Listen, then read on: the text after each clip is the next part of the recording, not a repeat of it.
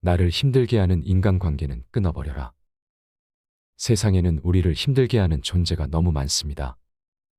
직장 동료나 친구, 혹은 가장 가까워야 하는 가족이 우리를 힘들게 할 수 있죠. 그들과 함께 있는 것이 괴로워 인생에서 아예 끊어내고 싶지만 한편으로는 이런 걱정도 듭니다. 그래도 가족인데 어떻게 연을 끊겠어? 나만 조금 더 참으면 될 거야. 그렇게 끊어내지 못하는 관계는 나를 천천히 좀먹어 들어갑니다. 사람들이 자신에게 해만 되는 관계를 끊지 못하는 이유는 두려움 때문이라고 합니다. 혹시라도 연락을 끊은 누군가가 죽었을 때 느낄지도 모르는 죄책감에 두려움을 느끼는 것이죠. 그런데 사람들은 죽기 전 정말 관계를 끊은 것을 후회할까요? 오늘 소개할 책은 이를 완벽하게 설명해 줍니다. 이 책의 저자는 세계적으로 존경받는 랍비로 35년 동안 수많은 장례를 인도하며 죽음을 목도해 왔습니다. 그는 고대 유대인의 전통인 유언 편지를 활용해 우리가 궁금해하는 질문들의 답을 찾았습니다. 유언 편지란 사랑하는 자식들에게 남길 가장 중요한 이야기를 편지로 남기는 것입니다. 저자는 수많은 사람의 유언 편지를 통해 죽기 전 정말로 후회하는 것이 뭔지 깨달았고 이를 묶어 책으로 출간했습니다. 따라서 이 책은 다른 사람들이 죽기 전 정말로 남기고 싶은 깨달음의 모음집이라 할 수 있습니다. 많은 내용이 있지만 특히 누군가와의 관계를 끊는 것, 인생에서 가장 후회하는 것에 대한 사람들의 답변이 저에게 가장 큰 울림을 주었기에 이렇게 영상을 제작하게 되었습니다. 오늘의 책은 스티브 레더가 집필하고 토네이도 출판사에서 출간한 나의 인생이 당신의 지혜가 된다면입니다. 누군가와 관계를 끊는다는 것. 나의 엄마는 40년 이상 외할아버지와 연락을 끊고 지냈다. 내 어린 시절의 일부였던 외할아버지는 어느 날 갑자기 내 삶에서 사라졌다. 엄마는 우리의 인생에서 그를 끊어낸 정확한 이유를 말해주지 않았다. 엄마가 유일하게 한 말은 외할아버지는 공격적이고 무식한 사람이었어이다. 나중에 알게 된 사실은 엄마는 어렸을 때 외할아버지가 나의 삼촌들을 때리는 것을 보았고 외할머니는 내가 어렸을 때 정신질환으로 고생하다가 결국에는 자살로 생을 마감하셨다는 사실이다. 외할아버지에 대한 모든 것이 엄마에게는 고통인 것처럼 보였다. 그리고 마침내 어느 날 엄마는 자신을 지키기 위해 인생에서 당신의 아버지를 내보냈다. 그때 나는 너무 어렸고 그러한 엄마의 결정은 나와 내 형제자매들에게 부모로서 보이지 말아야 할 나쁜 행동이라고 생각했다. 원래 가족이 우선이어야 하지 않은가? 외할아버지를 마지막으로 본 지 30년이 넘게 지난 후에 나는 할아버지를 찾아가 보기로 결심했다. 나는 그때 해결하지 못한 감정을 돌봐야 하는 중요성에 대해 사람들에게 조언을 하곤 했었는데 나 역시도 이 조언을 받아들여야 한다는 것을 깨달았다. 외할아버지는 여전히 수십 년 전 내가 마지막으로 만났던 미네아폴리스의 그 작은 집에 살고 계셨다. 나는 할아버지에게 편지를 쓰고 전화번호를 받아 연락한 후에 집을 방문했다. 그리고 나의 엄마가 옳았다는 것을 알기까지 그렇게 오랜 시간이 걸리지 않았다. 오래전 엄마는 자신을 지킬 것인지 아니면 자신의 아버지로 인해 자존감에 상처를 입고 감정적으로 무너진 삶을 살아갈 것인지 선택했어야만 했다는 것을 알게 되었다. 나는 지금 대학이 어려운 사람이나 당신을 화나게 하는 사람과는 관계를 유지할 필요가 없다고 말하는 것이 아니다. 만약 그랬다면 지구상에 결혼 생활을 하고 있는 사람은 아마도 없을 것이다. 나는 매우 드물고 극단적인 어떤 사람을 말하는 것이다. 그런 사람들은 당신의 건강하고 평안한 삶에 독이 된다. 우리는 용기 있게 그리고 때로는 고통스럽게 우리 자신을 지켜야 할 순간들이 있다. 나이가 들수록 불친절한 사람들을 참고 견딜 의지가 사라진다. 나 자신을 지키는 일에 능숙해지고 있는 중이다. 이것이 내가 더 빨리 배웠으면 좋았을 관계에 대한 진리이다. 나는 인연을 끊거나 인연을 보내주거나 좋지 않은 관계에서 벗어난 경험을 기꺼이 이야기해줄 사람들을 찾았다. 우리는 모두 서로에게서 배워야만 한다. 유언 편지. 물론 나도 어떤 사람들에게서 벗어나야만 했던 적이 있다. 슬프게도 그들 중에는 가족도 있다. 그런 경험으로부터 내가 배운 것은 안타깝게도 우리에게는 회복할 수 없는 관계도 있으며 그런 관계는 그대로 두어도 괜찮다는 사실이다. 그런다고 해서 당신이나 상대가 나쁜 사람이 되는 것은 아니라고 생각한다. 그냥 관계는 가끔 그런 식으로 끝나기도 한다. 내가 전하고 싶은 말은 너무 쉽게 포기하지는 말라는 것이다. 좋은 관계를 유지하기 위해 최선을 다해 노력해보고 그 관계를 그만두어야 하는 시점에서는 자책하지 말아야 한다. 한때 사랑했지만 사이가 멀어진 사람에게 악담하지 말고 그들에게 좋은 일만 있기를 바라는 마음을 가져라. 나의 존재의식에 유해하거나 가장 근원적인 부분에 악영향을 주는 사람들을 인생에서 끊어내야 했다. 당신에게 이롭지 않은 사람을 판단하는 열쇠는 당신이 그들에게서 바라는 모습이 아닌 있는 그대로의 그들의 모습을 보는 것이다. 그들은 좋은 사람일지도 모른다. 단지 당신에게 이롭지 않을 뿐이다. 가끔 당신 자신과 상대방에게 선물이 되는 작별이 있다. 사람들은 필연적인 이유가 있어서 잠시 혹은 평생 우리 삶으로 들어온다고 믿는다. 그러나 때때로 헤어짐이 필요하다. 절대 쉬운 일은 아니지만 말이다. 누군가와의 관계가 내가 더 나은 사람으로 성장하는 데 방해가 된다면 그때가 바로 작별의 시간이다. 나는 내 인생에서 가장 친한 친구와 인연을 끊어야 했다. 우리는 어렸을 때 만났고 자라면서 서로 변했다. 관계를 끝냈다고 해서 그들을 미워해야 하거나 잘못되기를 빌어야 하는 것은 아니다. 편안함과 사랑으로 그들을 보내주어라. 나와 사업적으로 얽혀있는 친한 친구가 나를 배신했다. 내가 하지도 않은 일에 대해서 다른 사람들로부터 비난받게 만들었다. 나는 너무 크게 상처받았지만 우리의 오랜 관계 때문에 그녀의 행동을 그럴 수도 있는 일로 정당화하며 나 자신과 다른 사람들을 이해시키려고 했다. 우리의 우정이 건강하지 못한 행동 패턴을 가지고 있다는 사실을 깨닫게 해준 것은 남편이었다. 나는 그 관계를 끝내기로 결정했다. 그리고 그렇게 하자 숨이 제대로 쉬어졌고 몸의 긴장이 풀렸으며 나의 의견을 피력하는 데 더 자신감이 생겼다. 나는 딸들에게 이 이야기를 자주 한다. 언제나 정직하게 살고 자신의 가치를 지키는 것이 중요하다는 사실을 아이들이 알았으면 하기 때문이다. 나에게는 인연을 끊어야 했던 친구가 있었다. 내가 아이들을 갖기 전 조금 더 어렸을 때의 일이다.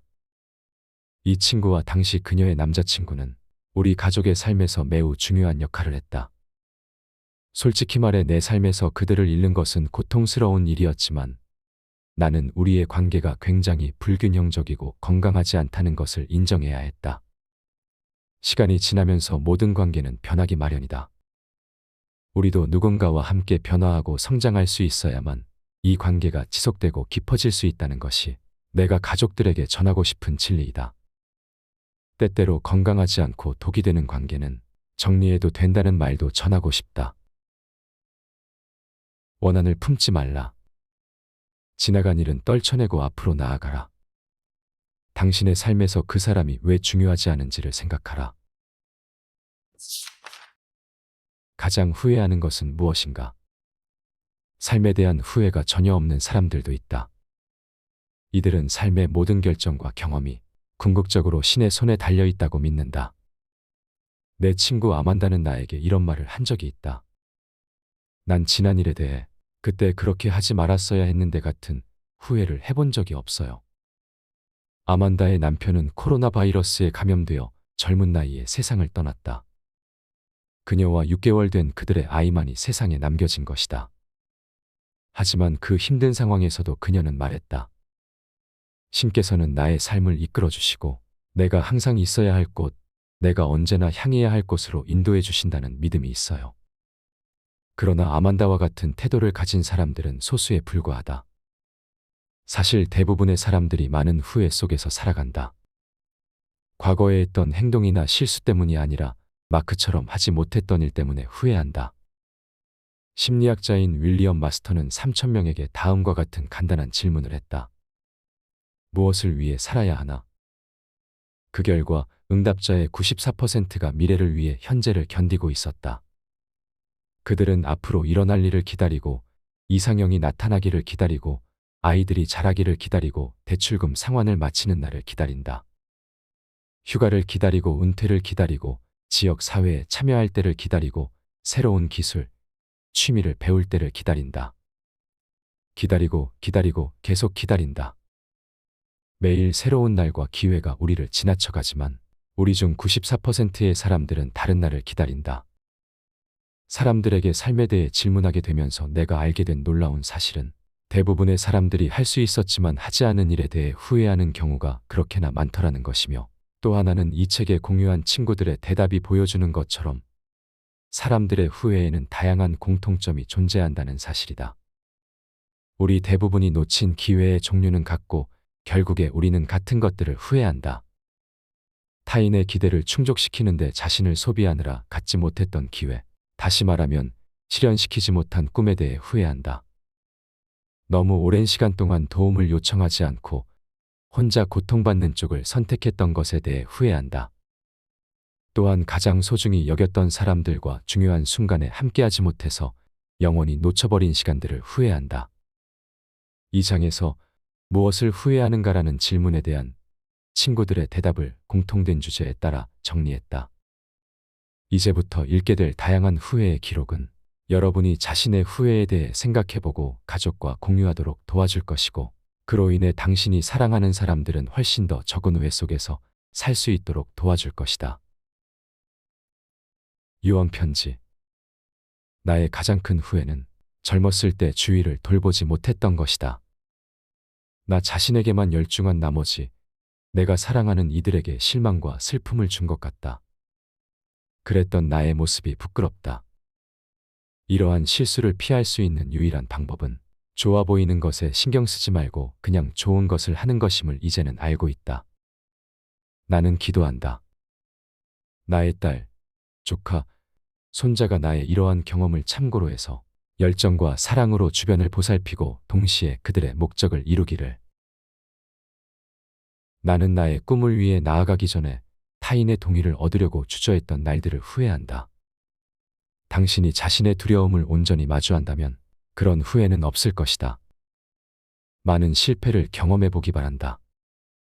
그러한 경험들은 실망이라는 감정을 보듬어주고 당신이 주저하며 멈춰있는 대신에 계속해서 배우고 성장하도록 이끌어줄 것이다.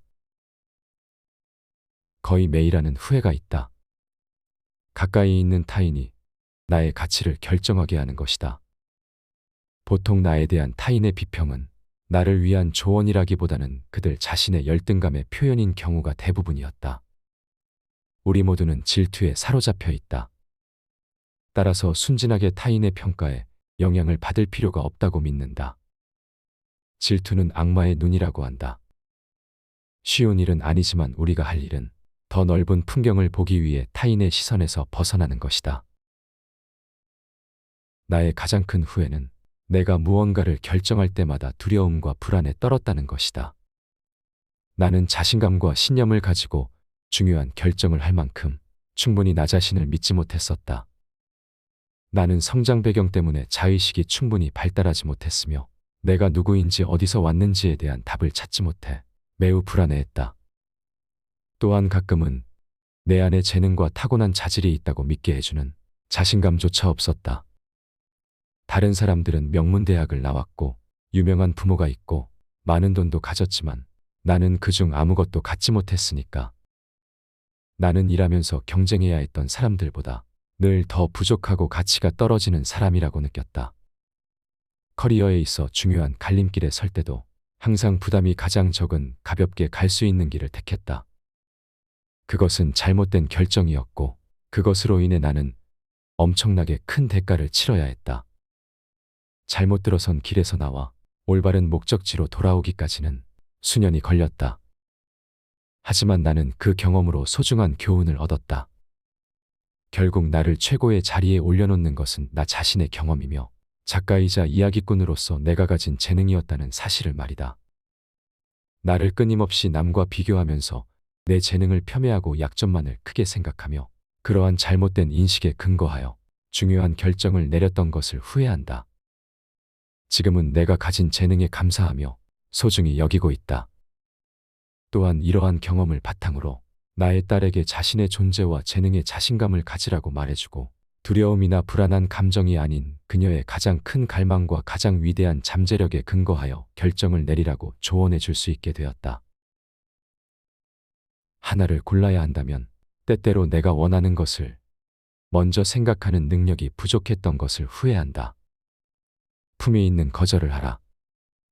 가끔은 타인이 당신을 어떻게 생각하는지 신경 쓰지 않아도 된다.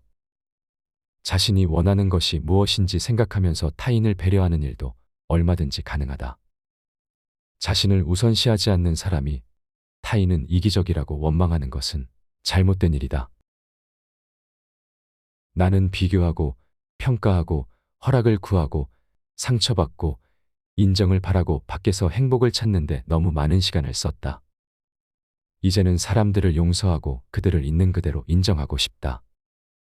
그들을 변화시키려고 애쓰는데 시간을 낭비할 수 없다. 단지 그들을 향한 나의 기대치를 조절할 뿐이다. 나는 또한 더 이상 상처받는데 시간을 낭비하지 않을 것이다. 만약 누군가 나에게 무례하게 군다면 그게 뭐 그렇게 대수랴. 중요하지 않다. 아마도 그들은 정신적으로 성장하지 못했고 자신의 감정을 표현할 더 나은 방법을 모를 뿐이라고 생각할 것이다. 나는 지금의 단계에서 한 발짝 전진하고 싶다. 그래서 내 안의 모든 추한 것들과 작별하고 싶다. 여유를 가지고 오늘을 즐겨라. 현재를 살아라. 나는 다음에 해야 할 일을 생각하며 순간을 흘려보내기보다는 매 순간을 음미했어야 했다. 더 많이 여행했어야 했다. 특히 남편과 가까운 곳으로라도 자주 여행을 다녔다면 얼마나 좋았을까 생각한다. 왜냐하면 함께한 경험, 특히 여행은 추억을 만드는 최고의 방법이기 때문이다. 나는 조바심 내고 걱정하느라 낭비한 시간, 잘못된 일을 바꿔보려고 애쓰느라 흘려보냈던 시간을 후회한다.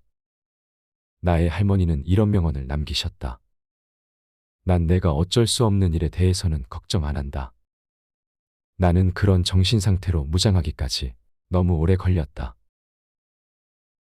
나는 뮤직 페스티벌에서 지미 핸드릭스의 공연 순서를 기다리지 않고 새벽 2시 30분에 공연장을 떠난 적이 있다. 그때는 언제든 그의 공연을 다시 볼 수 있을 거라고 생각했다. 하지만 그는 3주 후 사망했다. 내가 배운 교훈은 이것이다. 미루지 말고 참을성을 가져라. 그리고 기회를 놓치지 마라. 정리하며 나는 35년을 랍비로 살아왔다. 그 시간 동안 1000번이 넘는 장례를 주관했고 1000번이 넘는 추도문을 낭독했다.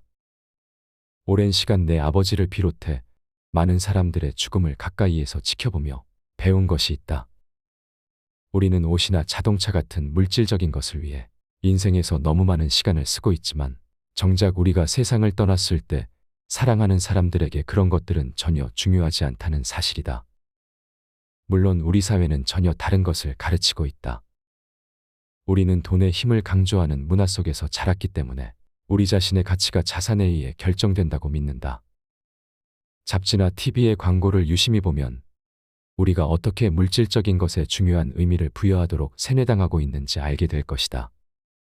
대부분의 광고가 보여주는 것은 제품 자체가 아니다.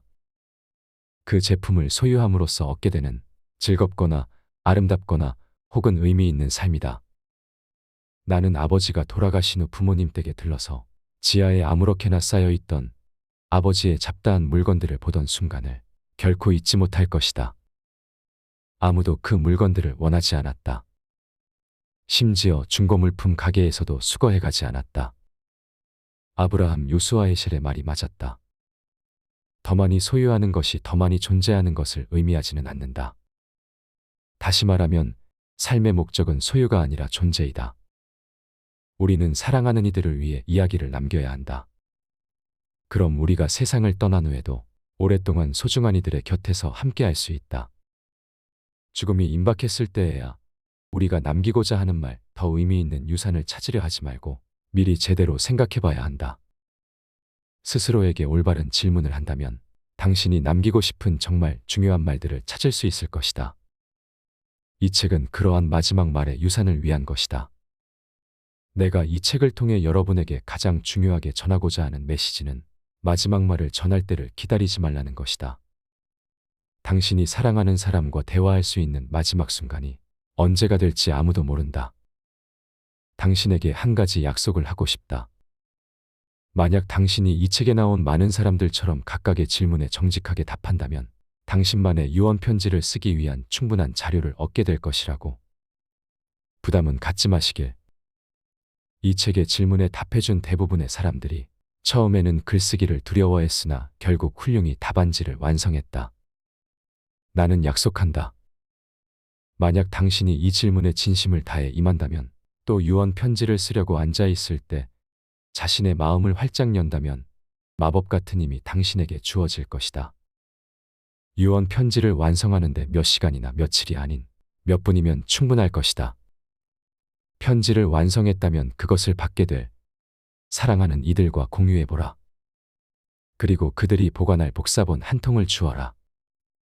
그것은 분명히 당신이 세상을 떠났을 때 그들이 간직할 가장 가치 있는 보물 중 하나가 될 것이다.